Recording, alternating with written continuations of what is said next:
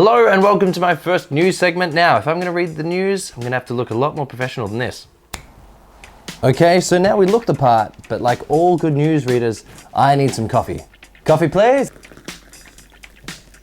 Thank you. So today's topic is Anaheim NAMM, the big guitar convention. It's annual, it's every year. That's what we're going to be talking about today. Let's do it. And just a quick side note, so although this is an annual event, what it basically is it's a massive trade show. So think of NAMM as being this event where it happens every year in January, and all these different companies that sell pedals and guitars and amps and pickups and straps and picks and microphones and keyboards and woodwind instruments, all these different musical instruments, brands and companies come together to promote what is their new products. What are they trying to push? What are they trying to sell to the new consumers? And that also means that your favorite artists might be there. Guitar-centric artists like Steve Vai, Joe Satriani, Dream Theater, Periphery, all those dudes, if they have a new album or if they have a new product, they will probably be there advertising and trying to get you to buy it. It's the best. You've never been a guitarist until you've played X product. Blah, blah, blah. That's what it is. It's a massive trade show. Back to the story at hand. I've chosen to talk about three different companies that are really important, I think, to the overall NAMM spectrum of 2018. Company number one, Fishman. So Fishman making their awesome Fluence pickups. I am positive that 2018 will see the release of Devin Townsend's 7-string series. I'm positive because Fishman have been working on 7-string single coil pickups for quite some time. So maybe we'll see Devin Townsend 7-string pickups. Maybe we'll also see 7-string single coil pickups. That would be amazing. Maybe to coincide with that, we'll see something with Strandberg. So we'll talk about that in a little bit. But that's what I'm thinking from Fishman. I also think they've got a new metal band that are going to release their own artist pickups. We've had players like Animals as leaders, those guys. We've also had Killswitch Engage. We've had rumors of some of the dudes from Metallica, but I'm sure they're going to stay with EMG. Truckloads of money there. But I'm sure there's going to be a brand new metal band, well, a metal band that's been around for a long time, a heritage vintage metal band that's going to be coming across to Fishman that will release some brand new artist model series. I wouldn't be surprised if it was a lesser known, more of like a niche sort of a player, an instrumental player, maybe someone like Sarah Longfield. I know she's a Strandberg player, but she's also been working with Fishman a little bit, so maybe, fingers crossed, there might be something that she's working on there. And talk about the second company that I was interested in, Strandberg Guitars. Now, as you know, I'm a big Strandberg fan. I have the Bowden series 6-string with tremolo. Love it to bits. It's quickly become my number one guitar. It's really light, ergonomic, full review in the works, wait for that.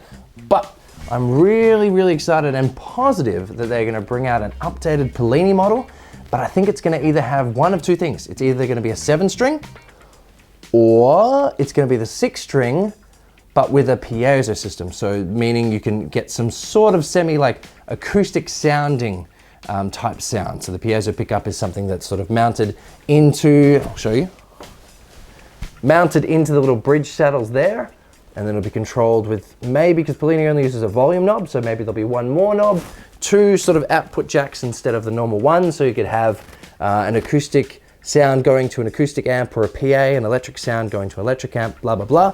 Positive there's going to be a new Plini model or updated Plini model, and maybe we'll also see a brand new artist model, as well as, you've heard it here first, probably not because people have already shared it, you will also see a Strandberg Telecaster. Whoa! So this is the company that brings out these crazy guitars, super light, really easy to play, very, very ergonomic. So they're bringing out a Telecaster model. Now, that's pretty exciting because to me that means that they're pushing the envelope of now going back to traditional designs as opposed to this sort of, you know, industry-leading modern design. So will we see eventually maybe like a Stratocaster type? Man, I hope so, especially if they can team up with Fishman and bring out like a 7-string single coil Fishman Strandberg model. That would be kind of cool. But that is company number 2 that we're talking about today. Company number 3, that's of course Gibson. Now Gibson are a no-show. They're not going to be at NAMM. Why is that? They've been at every NAMM for decades long. There's 2 different NAMMs. There's one in the summer and there's one in winter. One's called Summer NAMM, one's called Winter NAMM. 2 events per year. Gibson are always there. They've always got some sort of slightly modified Les Paul something signature of a signature guitar where there's a slightly redder color than before and it's been aged, and there's like a pickup that's slightly wound with 25%. Don't get me started on all those Les Paul signatures. I think it's crazy, but there's been a lot of problems, especially in the last few years, with their quality control, I would say, and a lot of people are, you know, spending thousands of dollars on these Gibson guitars only to have them return, or to play 10 that were made of the same batch but only have 1 or 2 that are really of the highest quality. And so maybe Gibson are just sort of thinking, you know what, let's just pull back a year. Let's have some time to regroup. Let's think of some brand new models and relaunch in 2019. That would be amazing, because the Gibson brand as a whole is certainly not what it used to be. I remember when I was a kid and I saw that video clip with Slash walking out of that church in the middle of the desert, and he pulls out that solo, and it's like, wow, that is what it means to be like a rock god, like guitarist, you know, like that. Just looks amazing, sounds so good. I myself have tried to play them over the years. The weight, and they're always like digging into the ribs, that sort of gets to me, and so the neck shot up in the sky, just, it's more of a vintage player approach, just not for me. But great sound, and a lot of great artists use them. But yeah, that could be what Gibson are thinking. Maybe they've got a few models in the works that they're just thinking, they're not quite ready, we're gonna wait a little bit. They put so much time and effort into robot guitars, so that's where you push a button and then the strings automatically tune. That's kind of cool, but I don't know. I think they should spend a lot more time inventing new models and not just signatures of signatures, you know, rather than putting all that money into that sort of thing. But hey, that's just me. What do you think about Gibson? Definitely leave a comment below. But that's it from me. What did you think of our first news show? Did you like it? Was it entertaining? Did you like learning about Fishman, Strandberg? Do you like NAMM events in general? Have you been before? Definitely leave a comment below. Did you like the different angles? Was that something that was good? We can certainly do more of that. But if you did enjoy this news show, definitely give it a like, because I want to do more.